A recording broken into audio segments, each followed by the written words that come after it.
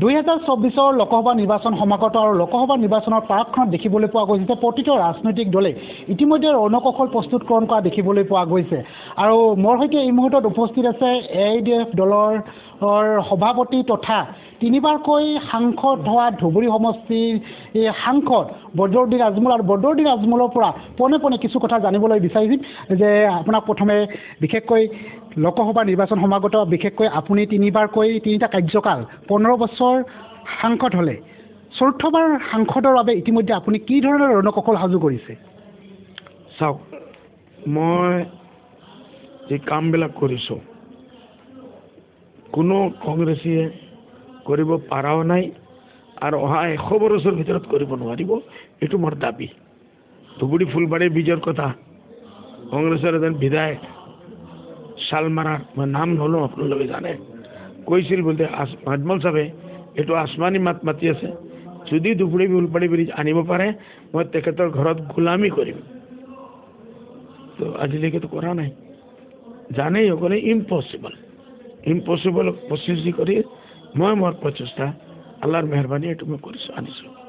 medical college ইসকলে কোনোদিন চিন্তাই কৰা নাই এডুকেশ্যনৰ ওপৰত কোনো ধ্যানেই নাই ইতিমধ্যে মই ধুবুৰী BN কলেজক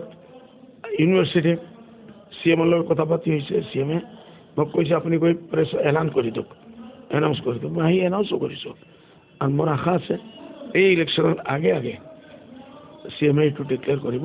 বোলে ইউনিভাৰ্চিটি হৈ আছে আমি শিক্ষাৰ ওপৰত কাম কৰি আছোঁ আৰু মই 1 কোটি টকা BN কলেজ জ্বলিছিল জুই লাগিছিল মই 1 কোটি টকা দি এটা বিল্ডিং বনাই দিছোঁ TB হস্পিটেল একদম ইমান লেতেৰা আছিল মানুহ ভিতৰত যদি যায় আৰু বেমাৰ হৈ যাব এইটোও দিছোঁ মই 1 কোটি টকা আৰু গোৱালপাৰাত মই চায়েন্স ষ্ট্ৰীমৰ কাৰণে মই 1 কোটি টকা দিছোঁ আপোনাক আমাৰ কি নাম খুৰমুজাৰ বাজুত কি আছে জেগা ন আরে না রে বাবা আমবাড়ি কলেজ তাতো আমি 50 লাখ টাকা দিছোঁ এইসব কথা মই আৰু ইফালে নিৰ্বাচনৰ কাৰণে তো যিমান দিছোঁ পানীত গৈছে আপোনালোকে যদি খবৰ লয় 15 বছৰৰ ভিতৰত নহ'লেও কমচে কম মই কেইবাবাৰে কমচে কম 5 কোটি টকা মই দিছোঁ তাত ফকীৰগঞ্জৰ কথা কালি মই পাৰ্লিমেণ্টত উঠাইছোঁ ফকীৰগঞ্জ শেষই হৈ গ'ল એટલે আমি পইচা দিওঁ যিমান পইচা দিওঁ ফকীৰগঞ্জৰ হামিদাবাদ কলেজ আছিল এইটো একদম ভাঙিব মই গৈ 1 কোটি টকা দি জমিন খৰিদ কৰিছোঁ মাটিৰ প্ৰটেকশ্যনৰ কাৰণে কৰিছোঁ এইসবতো হৈছেই আমি কৰি আছোঁ আমাৰ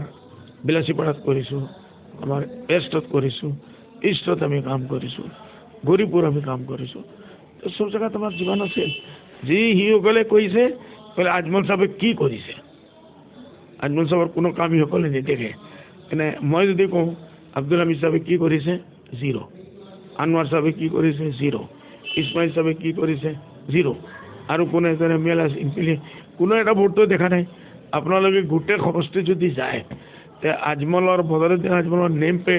কমচে কম 100 150 200 পাব আপুনি এই মুহূৰ্তত যদি মই এটা কথা উল্লেখ কৰোঁ যে বদৰুদ্দিন আজমলে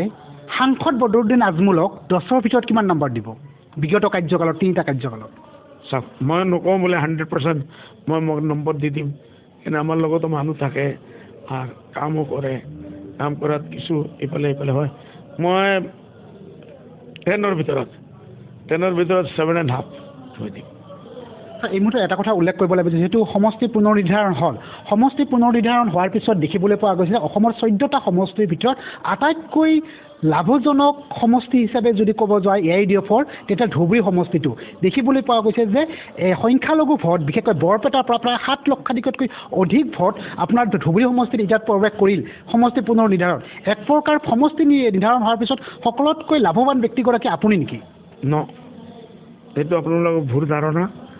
ভোট বাঢ়িছে মোৰ এৰিয়াত পहिले বৰপেটা য'ত মোৰ ভাতৃ সিৰাজউদ্দিন আজমল একবাৰ MP হৈছে আমাৰ মাইনৰিটি সিট আছিল ভিতৰত এইটো কাটি শেষ কৰি দিলে ৰকিবুল হুছেইনৰ তাত চামাগুৰিত যাওক আপোনালোকে প্ৰায় 40,000 মাইনৰিটি ভোট বাঢ়াই দিছে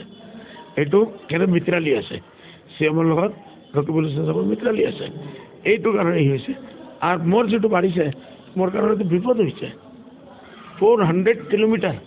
ৰিভাৰেন এৰিয়া চৰৰ পাৰে পাৰে পাৰে পাৰে 3 মাহৰ পৰা মোৰ ঘুম নিদ্ৰা হাৰাম হৈছে নতুন এৰিয়া যাবই লাগিব ৰাতি 1:30 2টা 2:30 3টা লৈকে আমি মিটিং কৰি সেই ভোটখিনিতো নিশ্চিতভাৱে আপোনাৰ ভোট বেংক সেই ভোটখিনি যিখিনি ভোট বৃদ্ধি হ'ল সংখ্যালঘুৰ পৰা আপোনাৰ নিশ্চিতভাৱে আপোনাৰ কোনো গেৰাণ্টি দিব নোৱাৰে কোন কাৰ ভোট এইটো এনে কংগ্ৰেছতো ময়দানত আছে না আমি কেনেকুৱা না কৰিম বুলি কংগ্ৰেছৰ এটাও ভোট নাই তাত আছে সেইকাৰণে হ'লে মোৰ আশা আছে চব হোৱাৰ পিছতো ইনশাআল্লাহ মই ৰেকৰ্ডেড ভোটে এইবাৰ জিকিম ছাৰ এইখিনিতে যিহেতু ৰেকৰ্ডৰ কথাটো আপুনি উল্লেখ কৰিছে যে 2019ত দেখিবলৈ পোৱা গৈছিল আপুনি প্ৰায় 2,26,000 ভোটত ব্যৱধানত আপুনি জয়লাভ কৰিছিলে 3.5 লাখ আৰু এইবাৰ কিমান ভোটত আপুনি জয়লাভ কৰিব বুলি আশাবাদী হৈ আছে 7-8 লাখ তো আমাৰ ভোট পাতিতে বাঢ়িছে সেইটো কাৰণে এই বৰপেটাৰ ভোটটো যদি মই 75-80% ধৰোঁ তথাপিও মোৰ কমচে কম 7-8 লাখ ভোটৰ এটা ডিফাৰেঞ্চ হ'ব বিশেষকৈ আপুনি সংখ্যালঘু ভোটাৰখিনি বিশেষকৈ আপোনাৰ প্ৰতি এটা আগ্ৰহী এটা আছে সংখ্যালঘু ভোটাৰৰ বিশেষকৈ এটা অভিযোগ উত্থাপন হয় সংখ্যালঘু ৰাইজৰ স্বাস্থ্য বা যিহেতু চৰ অঞ্চলৰ কথা যিটো আপুনি উল্লেখ কৰিছে আপোনাৰ ধুবুৰী সমষ্টিটো দেখিবলৈ পোৱা যায় চৰ অঞ্চলে অত্যাধিক অঞ্চল এই চৰ অঞ্চলৰ কাৰণে আপুনি কি ধৰণে পৰিকল্পনা কৰিছে আমি চৰে চৰে শিক্ষা ঘৰে ঘৰে শিক্ষা এডুকেশ্যনেল প্লান লৈছোঁ আমি আৰম্ভ কৰিছোঁ আপোনালোকে গৈ চাব পাৰে আৰু এই চৰৰ মানুহসকলৰ কাৰণে এডুকেশ্যন আৰু হেল্থৰ ওপৰত আমি স্পেচিয়েল প্ৰগ্ৰাম লোৱাৰ আমি পৰিকল্পনা কৰি আছোঁ একদিনত চব কাম নহয় লাহে লাহে হ'ব আপোনালোকে দেখিব আমি চৰৰ কাৰণে কি কৰি আছোঁ বিশেষকৈ এইবাৰ আপোনাৰ যিহেতু সমষ্টিত কংগ্ৰেছ দলৰ পৰা ৰকিবুলৰ নামটো উচ্চাৰিত হৈছে বিশেষকৈ আব্দুল খালেক ডাঙৰীয়া ইতিমধ্যে নামটো উচ্চাৰিত হৈছে সেইসকল লোকক আপুনি কি ধৰণে প্ৰতিশোধ কৰিবৰ কাৰণে ইতিমধ্যে সাজু হৈছে চব প্ৰতিশোধ কৰিবই নালাগিব মোৰ হিচাপে এনে ৰকিবুল হুছেইন চাহাব মই 15 বছৰত নহ'লেও ধুবুৰীত 100 বাৰ কৰি আহিছোঁ